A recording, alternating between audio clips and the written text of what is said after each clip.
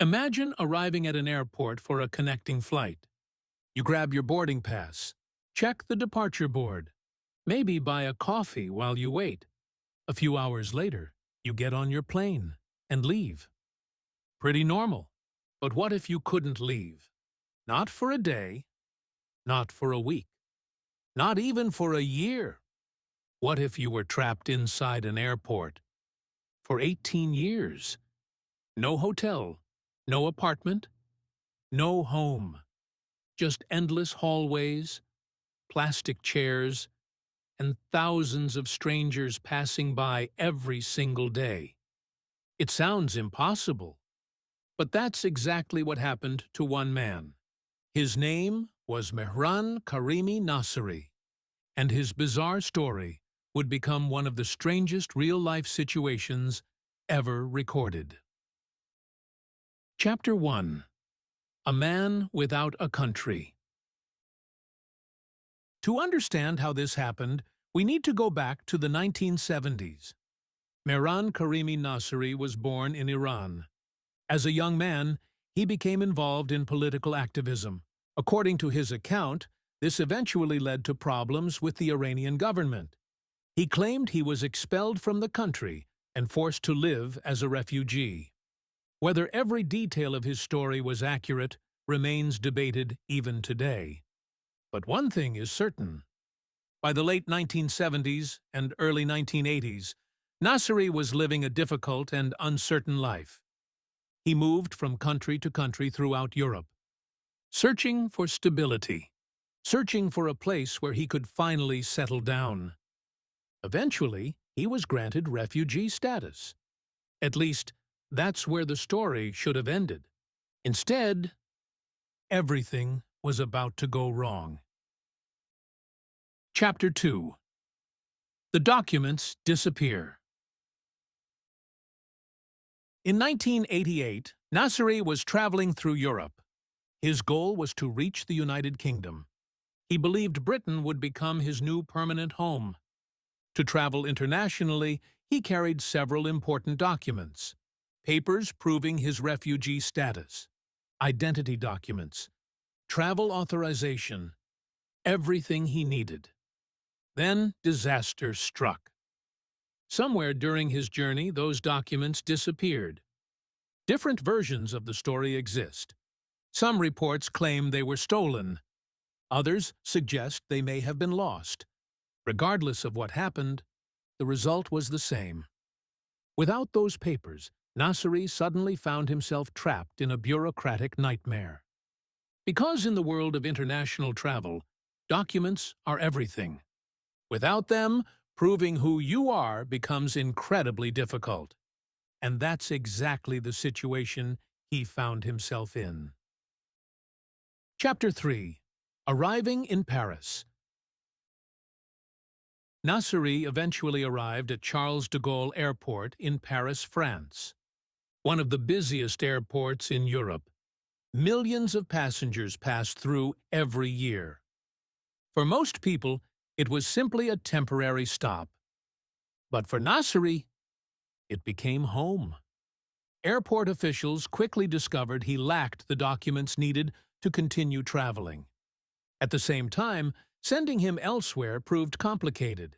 His legal status was unclear. His nationality was disputed. His paperwork was missing. Every attempted solution seemed to create another problem. So he waited, and waited, and waited. Days turned into weeks. Weeks turned into months. Months turned into years. And somehow, he was still there. Chapter 4. Life inside the terminal. Imagine living inside an airport, not visiting, living there. Every morning, Nasseri woke up, surrounded by travelers. The sounds of rolling suitcases, flight announcements echoing through the terminal, the constant movement of people coming and going. Meanwhile, he stayed exactly where he was. He slept on airport benches, kept his belongings nearby, read newspapers for hours each day. Employees began recognizing him. Passengers noticed him. Some stopped to talk. Others simply stared. Airport workers occasionally brought him food. Some helped him however they could. Over time, he became part of the airport itself. A familiar face in a place designed for temporary visitors. People came and went. Airlines changed. Terminals evolved. Entire generations of travelers passed through. Yet Nasseri remained. Day after day, year after year, in the same airport. Chapter 5. The world takes notice. Eventually, journalists discovered his story. And once they did, the world became fascinated. Newspapers wrote articles about the mysterious man living in an airport. Television crews came to interview him. Reporters from around the world traveled to Paris. People struggled to understand how something like this could happen. How could a person simply become stuck? How could modern governments fail to resolve such a situation? As media attention grew, Nasseri became internationally famous. Ironically, many people knew who he was. Yet legally, proving exactly who he was remained part of the problem. His life became a symbol of something much larger. The challenges refugees can face, the complexity of international bureaucracy, and what happens when a person falls into the gaps between legal systems. Chapter 6. The Strange Twist. As the years passed, lawyers and officials continued searching for solutions. Eventually, progress was made. Authorities managed to arrange documents that could potentially allow Nasseri to leave. After years of legal complications, freedom finally seemed possible. The nightmare appeared to be over. But then something unexpected happened. Nasseri hesitated.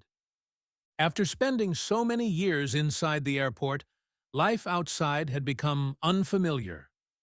The terminal had become his routine, his environment, his entire world.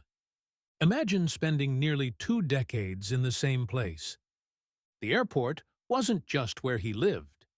It had become part of his identity. Some reports suggest disagreements over paperwork complicated matters further. Others suggest he had become deeply attached to the life he had built there. Whatever the reason, he stayed, even when opportunities to leave began appearing. Chapter 7. Hollywood Comes Calling. Then the story became even stranger. Because Hollywood got involved, filmmakers were captivated by the unbelievable tale. Eventually, Nasseri's story inspired the 2004 movie The Terminal. The film starred Tom Hanks. In the movie, a traveler becomes trapped inside an airport due to political complications in his home country. While the film changed many details and added fictional elements, its inspiration was clear. Millions of people around the world watched the movie.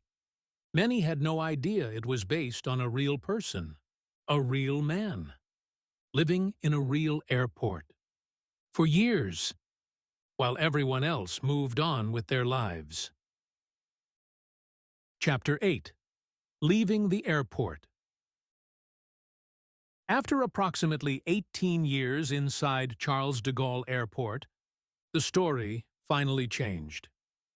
In 2006, Nasseri left the terminal, not because the legal issues had suddenly been solved, but because health concerns required medical attention. For the first time in nearly 2 decades, he was no longer living inside the airport. The chapter that had seemed endless was finally over. Yet his story remained one of the most unusual examples of bureaucratic limbo ever recorded. A situation so strange that many people initially assumed it was fictional. But it wasn't. It actually happened. Think about that for a moment. Millions of people pass through airports every day. Most spend only a few hours there. Some experience delays, some miss flights, some get stuck overnight. But one man spent 18 years, nearly 2 decades, watching strangers arrive and leave while he remained behind. A place designed for movement became a place of permanence. A temporary stop became a home. And one of the busiest airports in the world became the center of one of the strangest true stories ever told. The next time you're waiting for a flight, take a look around. Because somewhere in the history of airports, one passenger never made it to the gate. He simply stayed for 18 years.